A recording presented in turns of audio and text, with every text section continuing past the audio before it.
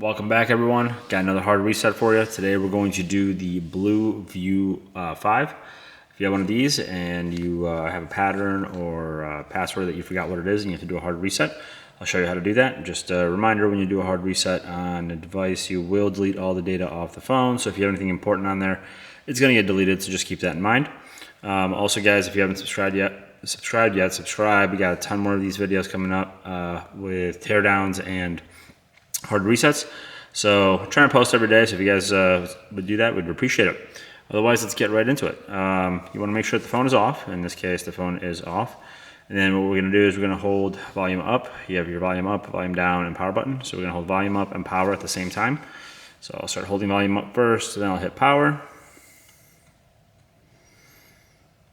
And then once it loads the blue logo, you can let go of power by keep holding volume up.